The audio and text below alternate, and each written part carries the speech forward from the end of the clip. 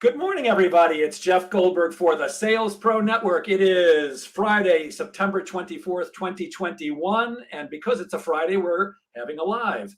I founded the Sales Pro Network because I'm a sales coach and trainer. I work with both individuals and organizations all over the world to help them do one thing and one thing only, get measurable and sustainable sales increases. And I founded this group for you, to have you have a place where you can come and share your stories, your challenges, ask questions, get coaching, and increase your personal income while we all work together to increase the relevance and the professionalism of the profession of sales. Every Friday at 10 a.m. Eastern, we do either an interview or a training, and the interviews are always with someone who can add wonderful value to the profession of sales. I'm sorry I couldn't come through for you today. I'm just kidding. I'm really excited to introduce you to a good friend and a real sales professional, Ira Spector. Good morning, Ira. Good morning, Jeff. How you doing? I'm great, man. I had to say that to you guys that I'm making an exception today because I know Ira's a little nervous. He's not used to interviews, but I know he's going to be great because Ira is a professional. He's been selling for a long time. We've had lots and lots of sales conversations, and I know he's going to come through for you guys. So let's get right into it. Let's start with what I always start with. Tell me a little bit about what brought you up to this point, Ira. What got you into sales in the first place, and what was your first sales job? First sales job, Colorado Prime Foods.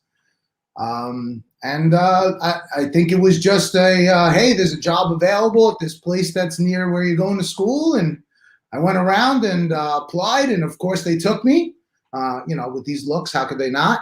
And you know what? It really taught me a lot about sales in general. It was a telephone predictive dialing sales pitch for freezer programs. Basically, they sell them 6 months worth of food and a freezer and a whole bunch of other things, including the financing of that.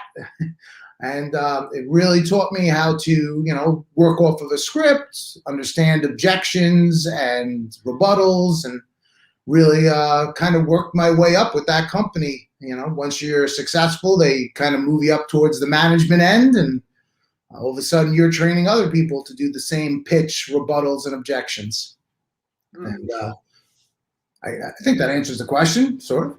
Very well so far. You're doing great so far. So did they give the freezer away for free, but you had to sign up for the food? Was that it? Oh, yeah. Everything was free, Jeff. They didn't. It was included. It was included with the package for the food. Yeah, you paid for everything, just like everything else. Be careful of the free. It's free. A whole freezer for free. No, you pay for it with the food. And it was a great program. It really was. You got really high-end food, high-end vacuum-sealed steaks. They were one of the first people out there doing it. And, for every customer that I ended up going and doing some on-the-road sales for them as well. During my career. And, when I went to those reorders, people loved it. They loved it. I mean, you think about it, long before Uber Eats and any kind of food delivery or Instacarts, you had Colorado Prime. They would deliver 6 months worth of high-end food, put it all in your freezer in your garage, and you didn't have to really go food shopping other than some fresh and perishables. And every customer that I went to that stuck with it, as much as they were making a payment, like a car payment for food, they loved it. And how long ago was that? Admittedly, at least 20 years. So you've been in sales for over 20 years now. 25, 26 years, something like that. Gotcha. Good morning, Steve Kent. Good morning, Ben Gibson. He says, happy it's Friday again. There's a Facebook user who says, go Ira. I don't know who that is, but Facebook user, if you didn't connect your Facebook account to StreamYard, all we see is Facebook users. So please make another post and let us know who you are. And Steve Kent says, love Colorado Prime. You've got a fan, or at least they do. So what made you stick with sales for over 20 years? Like most of us, you fell into sales by accident. You took a part-time job while you were in college. I know I fell into sales by accident doing the same exact thing, part-time job in college at a furniture store. So what made you stick with sales all these years? Wait a minute. I found out who the Facebook user is. Hi, Gina. For those of you who don't know, that's Ira's wife. Hi, Gina. Good to see you. Hey, it's kind of a little bit leads into the answer to your question, Jeff. And it's the people.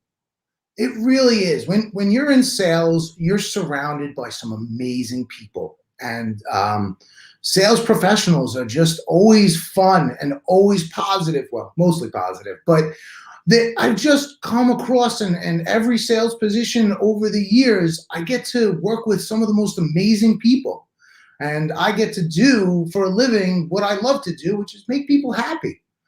As much as a lot of people, when you talk to them about dealing with salespeople, they're apprehensive and defensive because they don't want to be sold. But at the end of the day, you're making people happy. And if you're finding yourself selling a product or a service that you believe in and that people end up being really happy with, then I'm doing exactly what I love to do, which is make people happy by giving them what they want. And I found, from one sales job to the next, it makes me happy, making other people happy. That's great. And you're vastly experienced, not only in sales, but also sales management. I know that for me, I sometimes come across salespeople that don't have the philosophy of my job is to serve, my job is to make people happy. How do you handle people like that when you have a salesperson on your team that doesn't have what I'll call one of the right attitudes? And I think there are many, mine comes from service, you come from happiness, which are kind of related anyways. But how do you help a salesperson?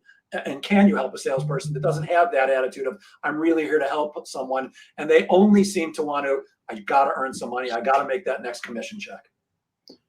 You can look for other positions that are available in the company besides sales. Look, everybody has ups and downs in sales and in life. And if a good salesperson's having a down, then you can try to lift them up. You can get involved with what they're doing and not only try to, give them those 3 C's, coach, counselor, cheerleader, and make them feel good. And you can, try to get them past whatever the actual mechanical hump that they're having, whether it be not enough prospects, well, help them find prospects. Not enough closing, we'll help them go back and help them do some more closing. But and that's, getting over those ups and downs and humps, which I feel like everybody has, life and sales. But if they're truly unhappy and don't like sales and don't like what they're doing, and they're like, I just need to make money and that's why I'm here, I feel like the best thing you can do is help them find something else. Yeah. Sales truly. If you're a great person, make it in your own company. Find an administrative position that the person can just, hey, I'm going to make money. I show up on time. I do my job. I leave on time. And there's a paycheck at the end of the week.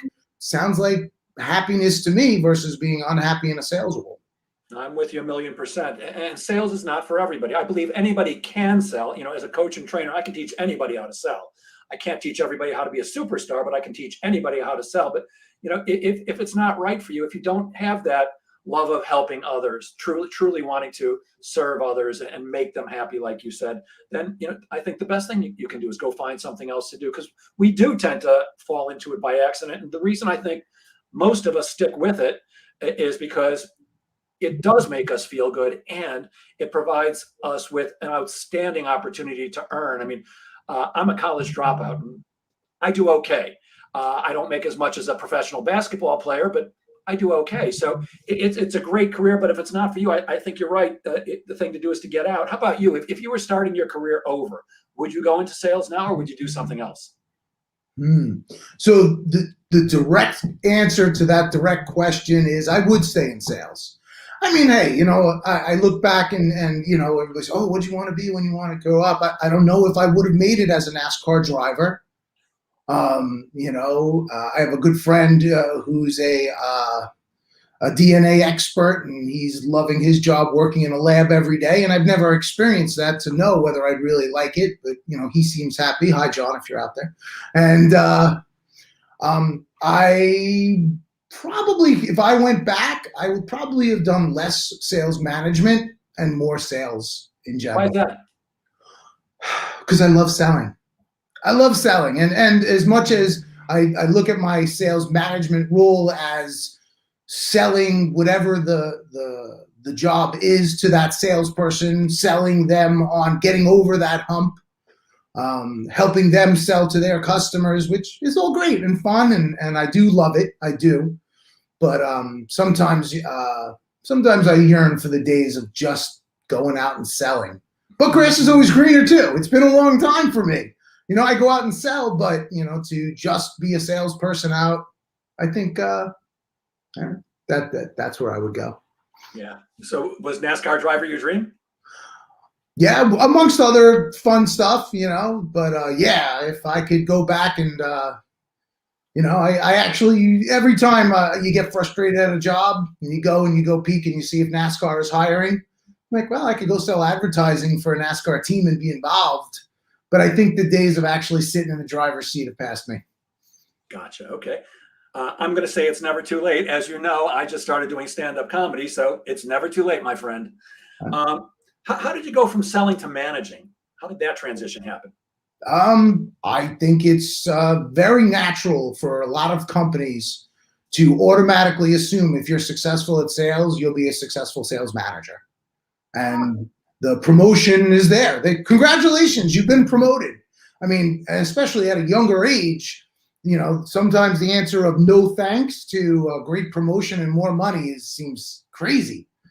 But so that's how it happened. And that one started at Colorado Prime, where, after a year of working there and being very successful in sales, they said, hey, good, now you get to teach what you are good at. And all of a sudden you're in a sales management role. Yeah, I had the same situation at Encyclopedia Britannica. I had no intention of going into management. And they saw something in me that I didn't know was there, and they gave me outstanding training. But it's much like sales; it's not for everybody. In fact, I suggest that sales management is harder than sales. If sales is about serving, sales management is about laying down and really just helping others, because it's truly a pain in the rear end job a lot of the times. You often don't make as much as at least your top salespeople do. And salespeople are often, I'm going to raise my hand and take the fall here. I'm not talking about you guys. I'm talking about me. We're babies. We're hard. You have to be a kind of a babysitter sometimes, because we want the good leads, not the bad leads. And, my job should be easier, and give me everything on a silver platter and throw up your hands and shoot off fireworks when I close a deal. And when I don't, put your arms around me and tell me it's going to be okay. It's a very difficult job to be a sales manager, and not everybody can do it. And I'm impressed that you've been with it so long. What made you decide to go to work with Price, Paper, and Twine? Oh, I think it was a combination of factors. Mainly family. And when I say family, I had gone to school down in Florida and was living down there in Paradise. And there was some family stuff going on, so I came back to Long Island to help out and visit. And which I love, and family is important to me. And Ian, who owns Price Paper, who I do consider family. We went out for a couple of beers, and I remember it clear as day. I said, I wish I could be here full time to be around the family and help and see you and be around everybody. And he said, well, how would you like to come work with us? And a couple of interviews, and next thing I knew, I was looking for a place. Got it. That's great. Good morning. Fran Cole Hebler says, good morning from Texas. Good morning, Fran. If you're watching us live, please put your name in, say hello to us. And if you're watching on the replay, please put replay into the comments. So I know you have an opinion on this. What do you consider to be the biggest mistake that salespeople make? Lying to a prospect, lying to a customer. We're salespeople. We do put things in their best light. You want to try to make whatever the product is, whatever your service you're selling, whatever you're doing with your customer, even if it's bad news, you try to package it and make it look as nice as you can.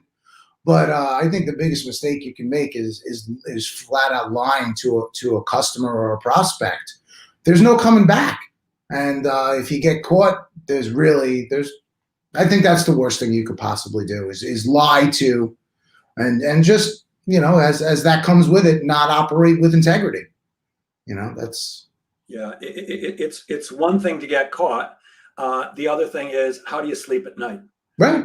I personally made a conscious decision at the age of 31 that I was never again going to lie to close a deal of any type. I just wouldn't do it. And before then, I had been very willing to lie, cheat, not steal, but exaggerate. It didn't matter to me as long as I made enough money to do what I wanted to do.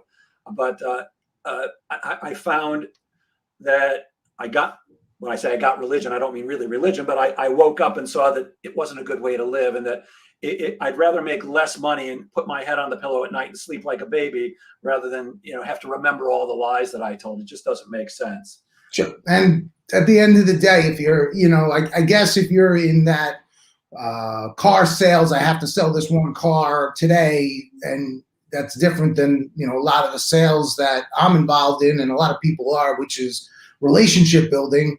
That, at the end of the day, just like a romantic relationship, if it's built on a lie and starts with a lie, it's never going to really blossom to something terrific. Yeah. Hi, Goldstoff. Good morning. Hi. Says that I'm of the opinion that if you lie, you need to have a great memory. You're right. And I don't. I have a terrible memory. I smoked way too much weed in the 60s and 70s and last night. No, just kidding.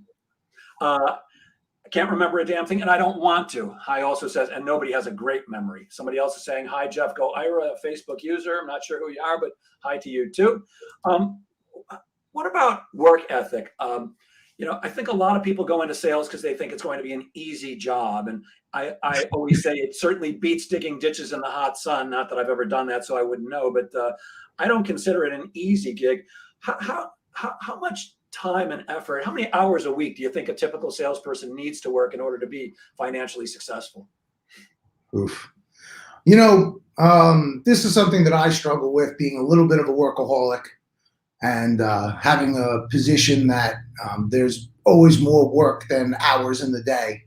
So you can always easily go back and do more work. But I don't know if the answer is right for everybody, but I guess it depends on what stage in the career you are and what else you have to worry about. I don't mind putting in extra effort right now because I'm looking ahead. I do not want to be doing 60-hour weeks in 10 years from now. I don't even want to be doing 40-hour weeks in 10 years from now, to be honest. So I look at it as, if I put the effort in now and I work those extra hours, then later on, I'm not going to have to put in those long hour weeks.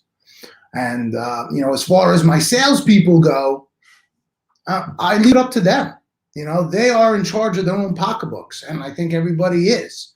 You don't want to burn yourself out. It depends on your own personality and what you are. I'm definitely more of a, hey, listen, I'm going to go and I'm going to put in 50 hours this week, but next week I'm going to take off Thursday and Friday and do a long weekend and not think about work. So to me, it's almost like a balance. So it's not necessarily a week. It's more of a mental, let me put it in when I have to, when it's going to reap those rewards, and when the prospects are available and when the sales are available to be had. But just remember to balance that out, whether it be later in the week, later in the month, later in life, but it has to be a balance. So how many hours per week? Depends on the week. Yeah, I don't think there's a recipe, but I can tell you in my observation and opinion that sales is typically not a 9-to-5 job. That's for sure. No. Not if you want to be successful. And when you said 60-hour weeks, I'm like, slacker. But no, I'm kidding about that, of course. Although I do work long hours, but I love what I do, and it's almost silly to say, if you love what you do, you're not really working. I am working, but I do enjoy what I do, and the hours just kind of fly by. I don't mind working 50, 60 or more hours because it doesn't feel like that. And I think you made another incredibly important point, that there's got to be a balance. So I'm substantially older than you are, and much closer to the end of my career than the beginning. But I've started blocking off my calendar on Fridays afternoons so nobody can book time with me, because I don't want to work as hard anymore. I still have 3 kids in college. I still need to make money. But, I say that if you're smart in sales or sales management, that you can set up your life so that you can work hard when you want to work hard and play when you want to play. Like we were talking before we got on this live, I mentioned, go for a swim. I've set up my life because I live a block from the ocean that I can stop at 2 o'clock and go for a swim and then come back and work a couple more hours and be refreshed. And if you're not enjoying the fruits of your labors, and I really appreciate what you said about paying the price now, because there is a price to pay for everything. But if you're not enjoying the fruits of your labors, then why are you bothering? What are some of the other mistakes you see salespeople? Oh, but before I get to that, I just remembered I had another question. Have you seen in your personal experience any correlation with the salespeople that work for you between the amount of hours they put in and their financial success, or are the two not necessarily related? Well, it kind of goes back to hard work versus natural sales talent. I feel like those two things can make you successful. And, if you have the gift and you can close enough business in a shorter amount of time where your own personal goals are met, or your quota, depending on the company you work for, then why, unless you want more, which most salespeople do, you don't have to put in all that time and effort. Where, at some points in my life, I find as though I need to put in more time to reach my own goals. So it really depends on what you want out of it.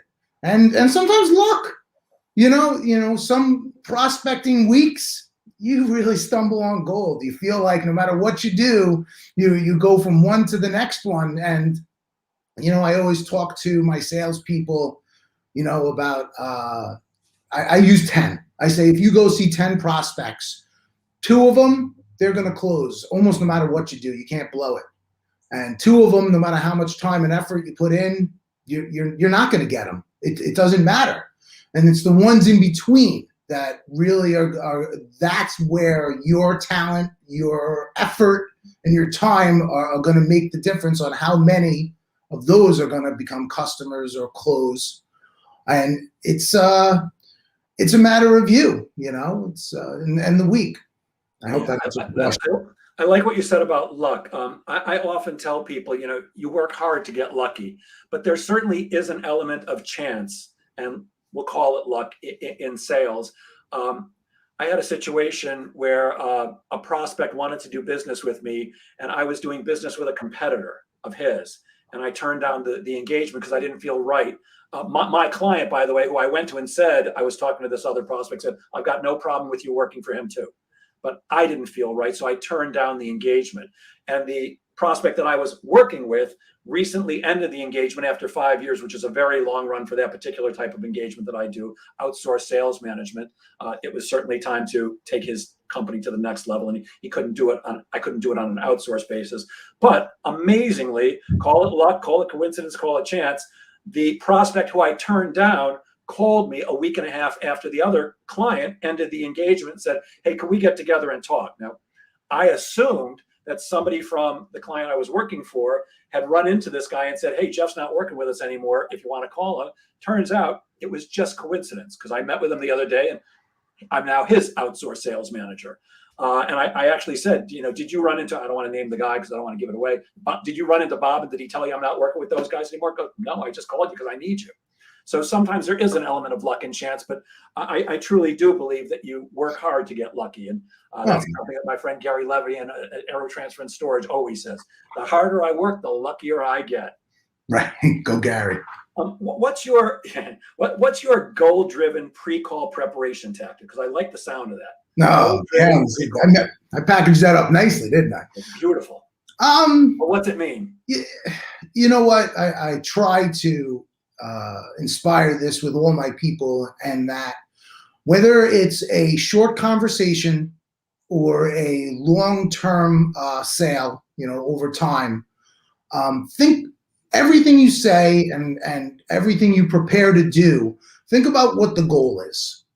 A shout out to my dad, and one of my favorite sayings that I use is focus on the donut, not on the hole.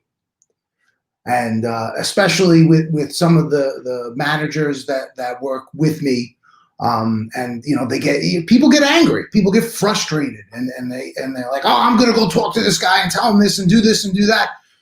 And I said, slow down. What are you going to get out of it? What's this conversation going to yield you? What do you really want to gain? What's your goal of this conversation? Sit down for a second. Write down first what the goal is. What you're going to go talk to your subordinate, your salesperson, whoever it is. You're going to go talk to them. And at the end of that conversation, if it went the best it could, what would that be for you? What's the goal of that quick conversation or that long-term sales process or that one day's meeting? You got a meeting with a prospect. You're going to go out there and talk to them. If everything went the absolute best you could imagine, what's the goal? Now go backwards and start writing out your plan and do your pre-call preparation to make sure that you're bringing with you what you need. You have the information. You did your research on the client so that you can show them value and ask them how you can fit in with them, which hopefully you already know the answer to. But it's more about, instead of just getting all worked up and running out and talking to someone, what's the goal of that conversation going to be? What's the goal of that meeting going to be? And work backwards to where you're showing up at the front door and really pre-plan to have as much of that information as you can ready, but not to go astray and make yourself feel better about telling them how bad this was or how this didn't work out or how the last conversation didn't go. Again, stop. Think about what your goal is, what you want at the end of the conversation, sales cycle, days out is going to be, and work your way backwards. And don't focus on the air between the donut. Focus on the actual donut. Preferably, jelly donuts don't have holes. And that's true not only for management, but also for sales. When I coach salespeople, I often tell them that you've got to have a pre-call planning tactic. And mine is to sit and consider, in the best possible world, what would be the outcome, which is exactly what you said. And the other thing I tell them to ask themselves is, what information do I need to get today in order to consider this sales call successful? What information do I need to get today in order to consider the sales call successful? Because when you know what information you need to get, you can now prepare for the questions you're going to ask and the conversation you're going to have. And I often say that I don't like to use cliches, except I seem to use a lot of them, so maybe I do. And one of them I like a lot is amateurs wing it, professionals plan. They just do. I mentioned stand-up comedy before, and one of the things I've learned, because I took a course in it recently, is that the comedians that we most respect who get on a stage and they look like they're just having a chat with the audience, they're not. It's all planned out. It's scripted. It's almost word for word. Now, when you get to a certain level, you can also improvise, but for the most part, they know exactly what they're going to say and when they're going to say it and when they're going to pause. It's amazing. So professionals plan. And if you're going to be successful in sales, you should be. And I love the thought that what's the goal? What's the outcome? And you recently set a goal. For those of you who don't know Ira like I do, there's a lot less of them. Ira, you told me you recently lost 100 pounds. How'd you do that? What was the goal, and how'd you go about getting to there? Okay. Well, the goal is healthiness, and I have a terrific doctor that I work with, and he said to me, he's like, you're at a point in your life where you have to make a decision. The call is here. You can either answer the call and do something, which some people do, or you can ignore that call and go along the path you're on, which is, for me, the goal was getting healthy. And, I started a new exercise program, which involved less of this.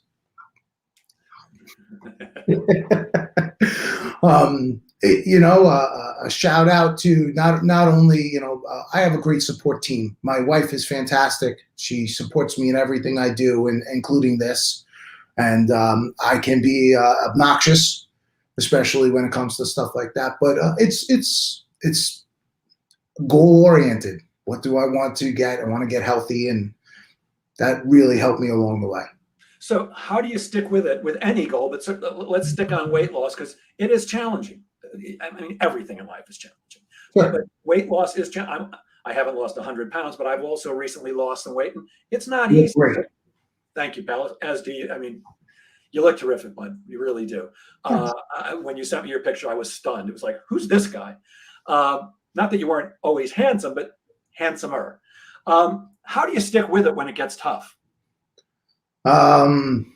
So I guess just like sales and just like life, when you blow a sale, when you blow a good deal, when you eat more than you wanted to, you can't let it be like, that's the end of my career. That's the end of my sales. That's the end of my diet. That's the end of, and you know, I can, like I said, the good support system, my sister Debbie too has helped me a lot through this, and it's a change of lifestyle.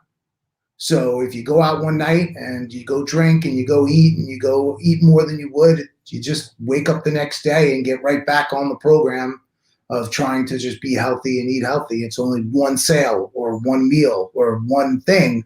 And as long as you don't let it affect the next sale or the next meal, well, then you're back on track. And you hope that, you know, over time, it took me a while. Yeah, I think you gave us two brilliant pieces of advice. One is that blowing one deal, blowing one meal, blowing 1 week of your diet doesn't mean it's over.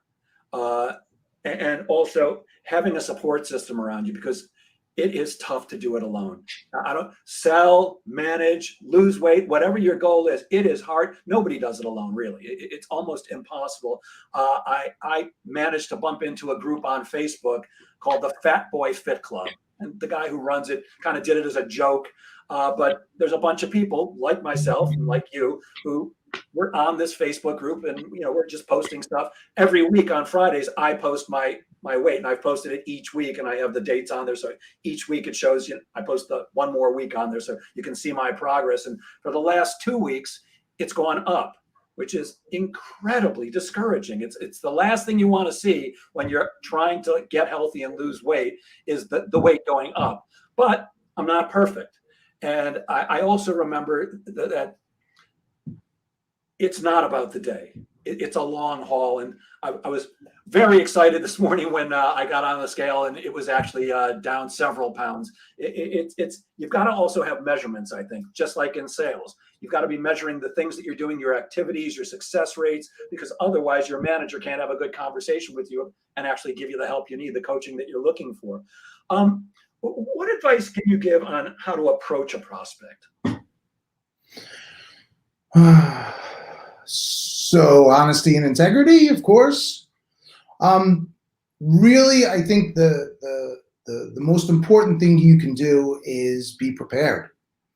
Know what your goal is of meeting with them. Do your pre-call preparation so that you know not only what you want to get out of the meeting, but as much as you can know about that prospect and how you can help them.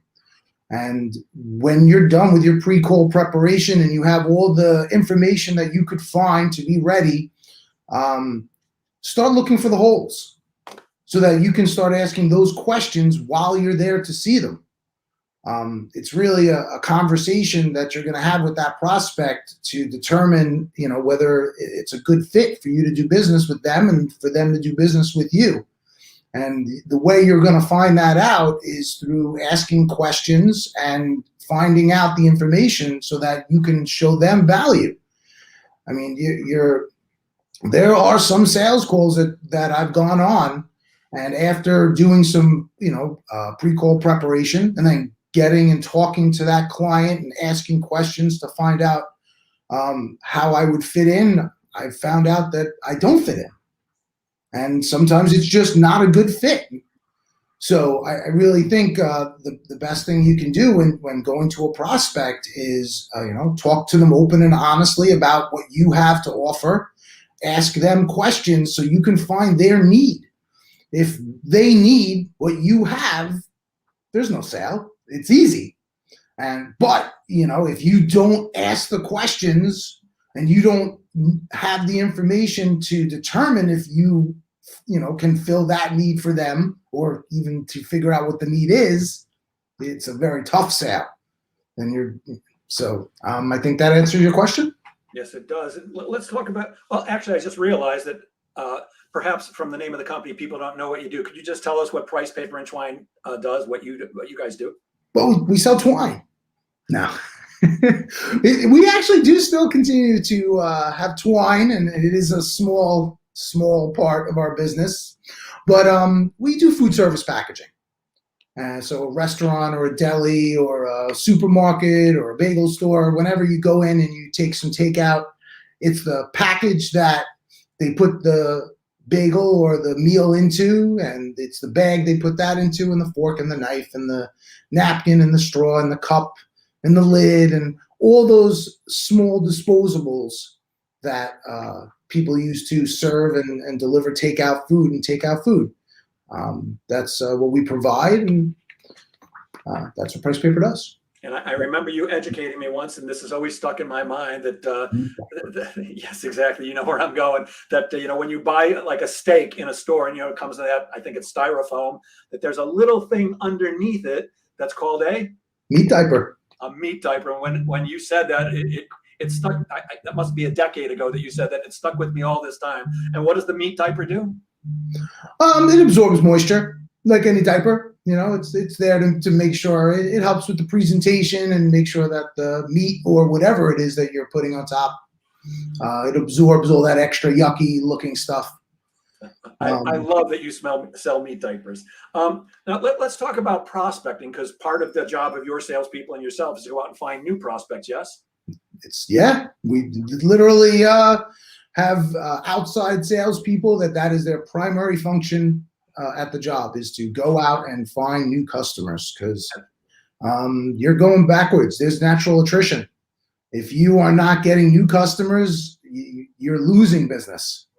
So are there any particular methodologies that you're finding are working well right now for prospecting?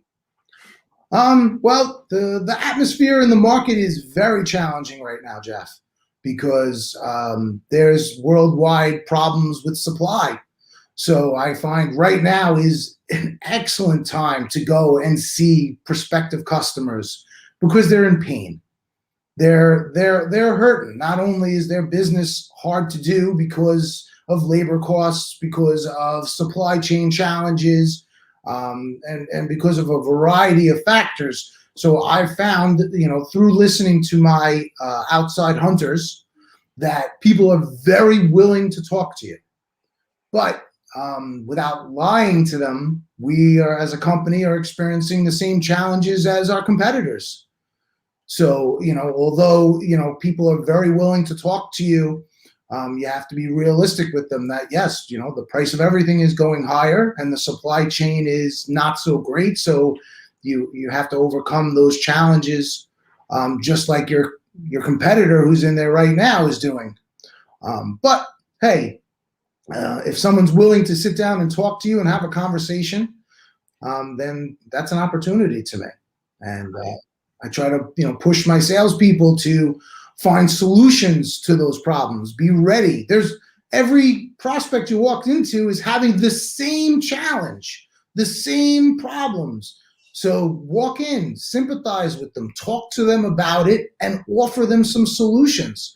If we know which products are hard to come by, offer them the alternatives. I'm doing, hey, Mr. Happy Smart Customer, I feel your pain, and you're not alone.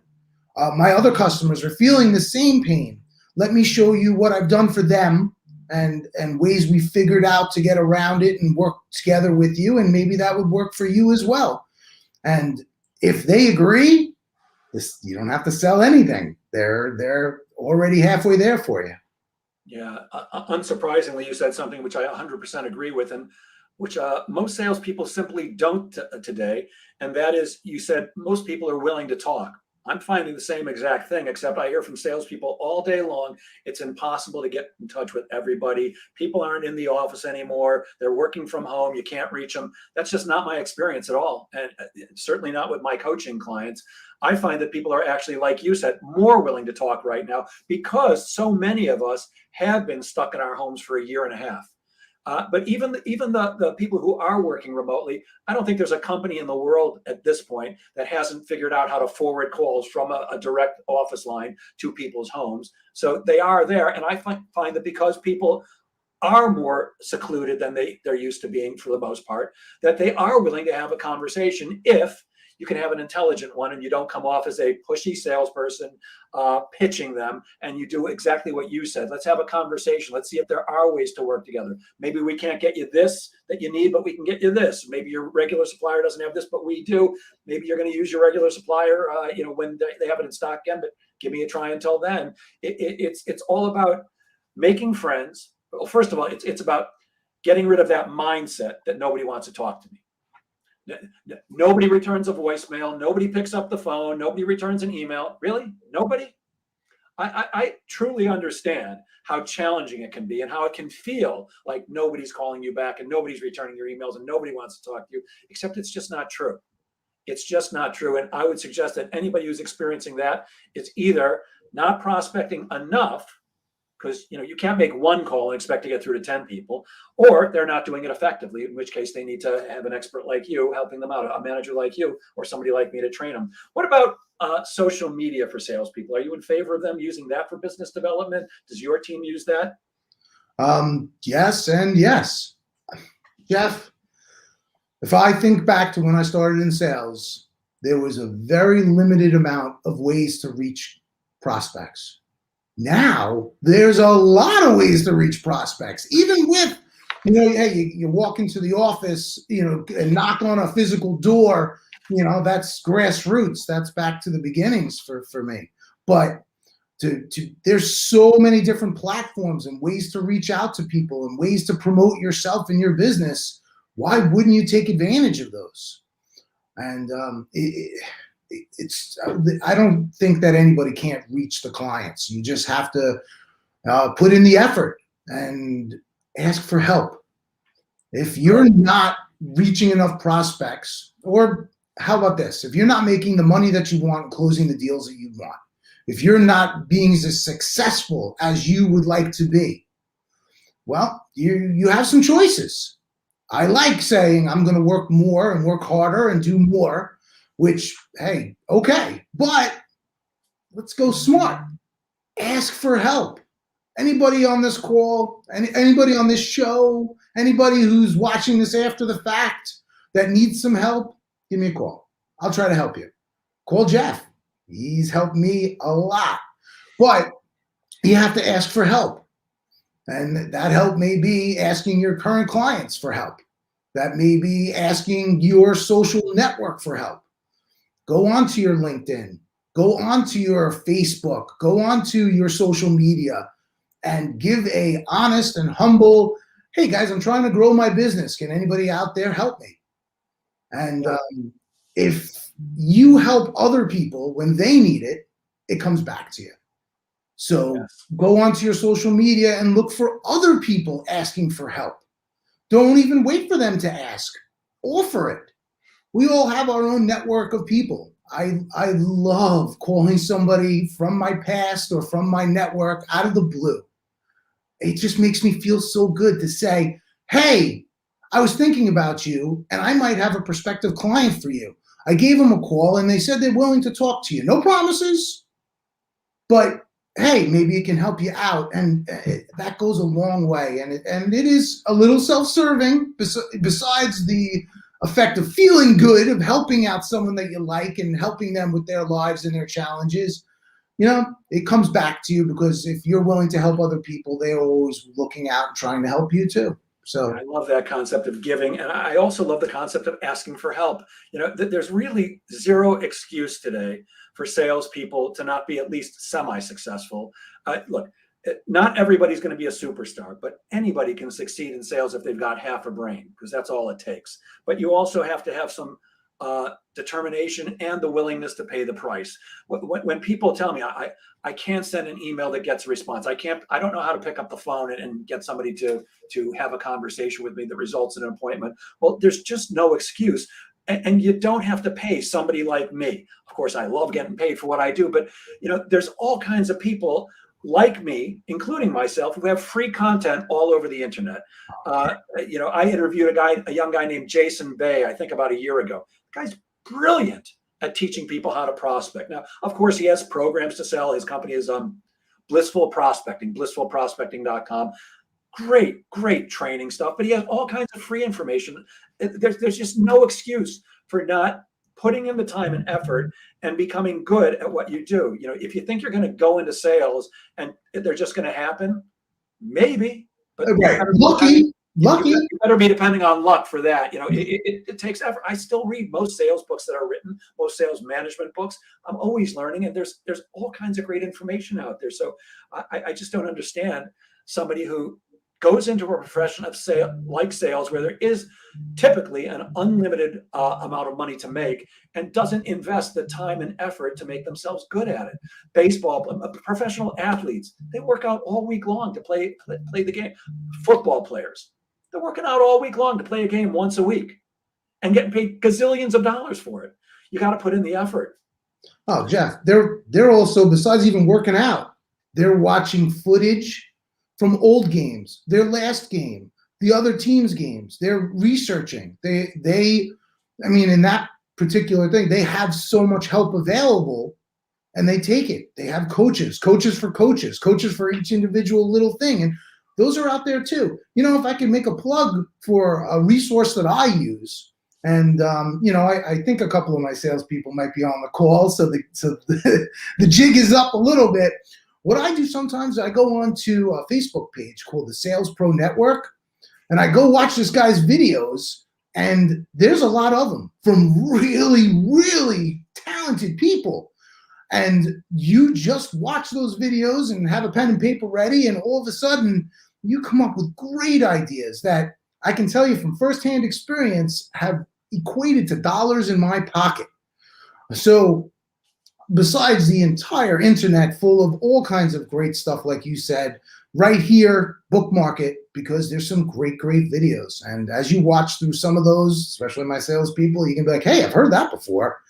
Well, most of the stuff that I regurgitate, I didn't make up. I just try my best to learn from great people who have already been through the pain.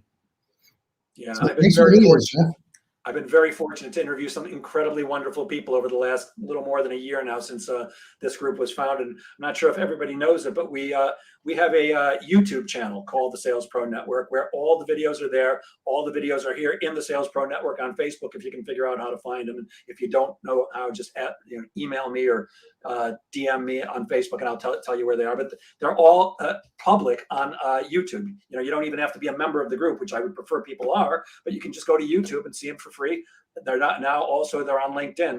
Not all of them, but the newer ones, because we're broadcasting live to LinkedIn right now, and the Facebook group, and to YouTube.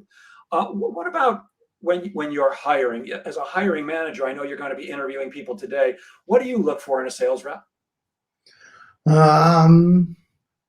Pre-call preparation.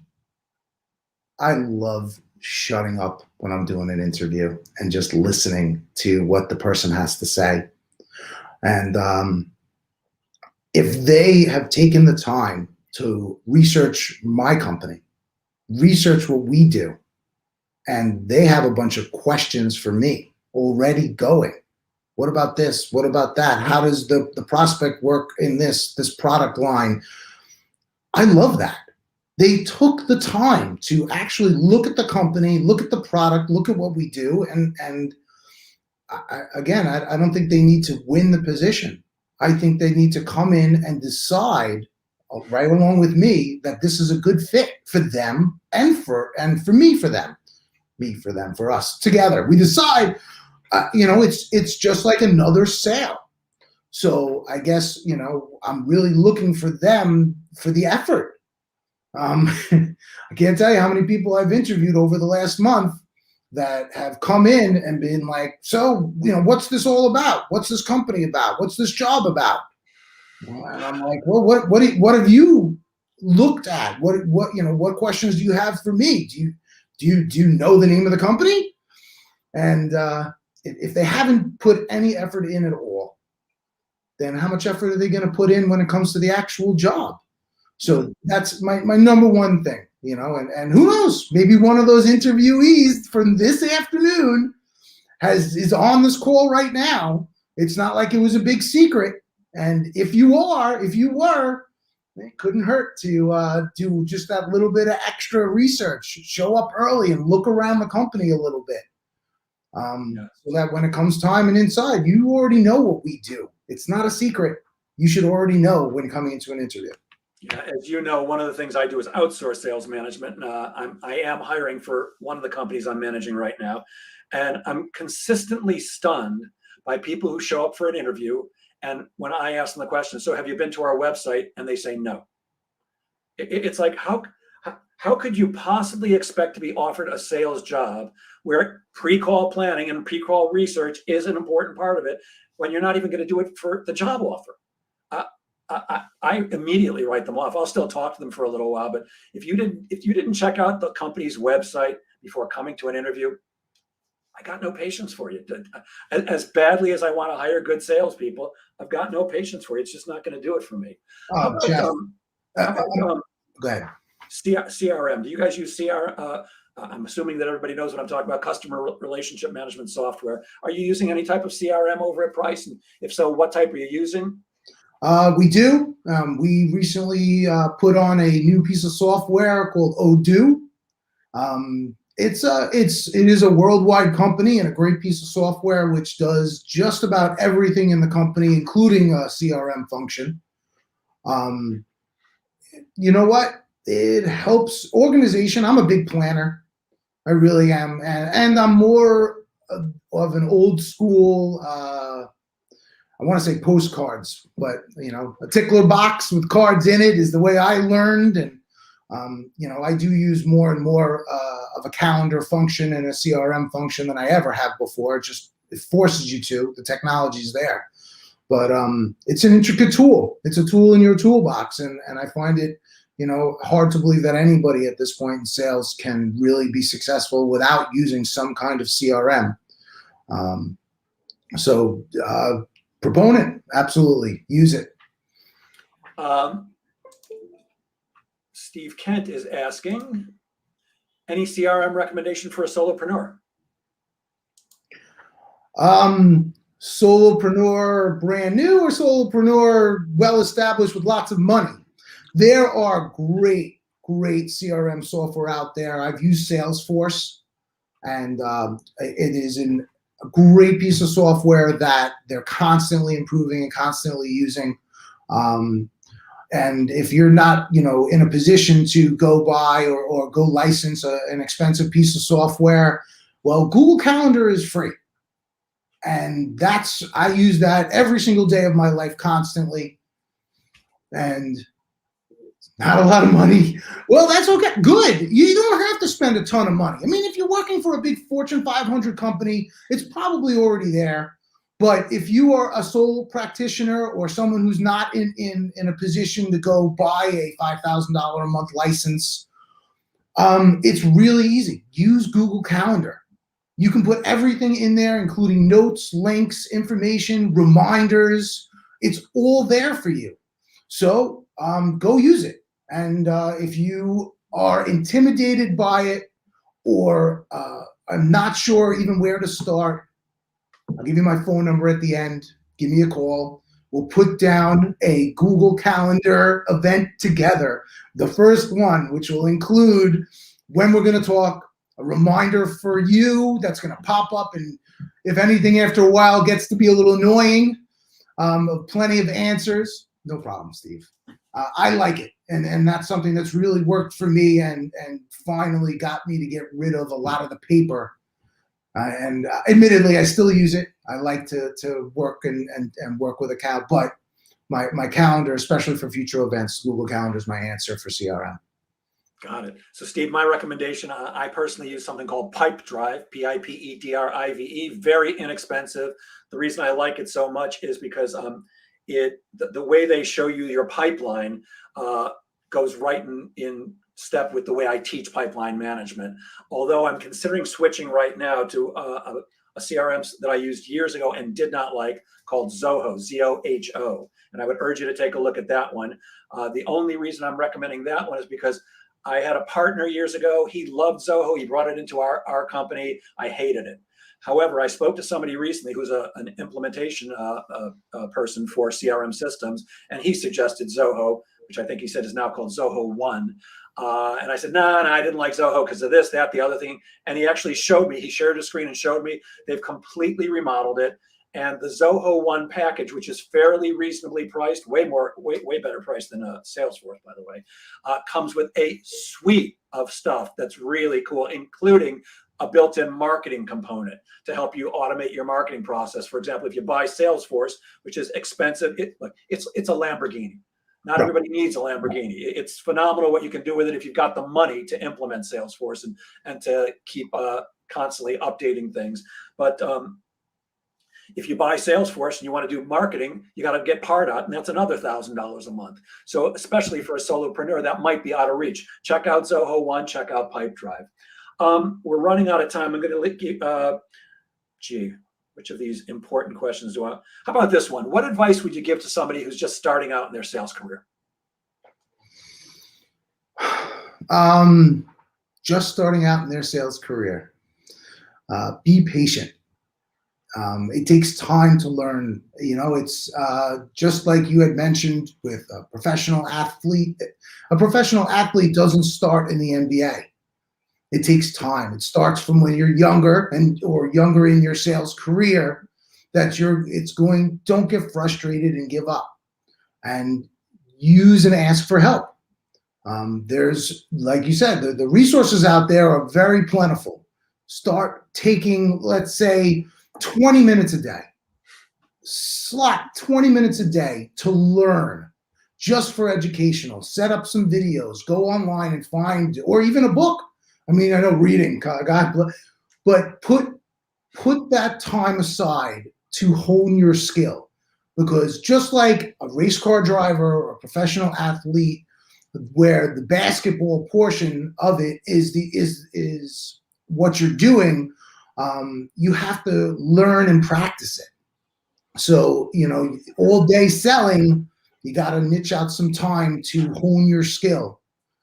So take that 20 minutes and learn and ask for help along the way. I love what you just said. Well, I love everything you said, Ira, because I love you, pal. But putting in the time and effort and actually scheduling the time, that's crucial. Most people are not very good about scheduling their time. They're not good at time management.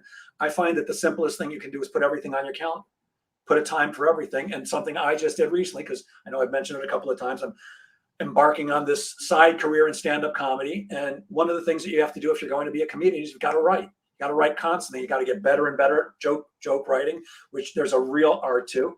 It's actually the art of speaking less rather than more, which is not what you would think a comedian would do. Well, just yesterday, I put on my calendar time to write every day.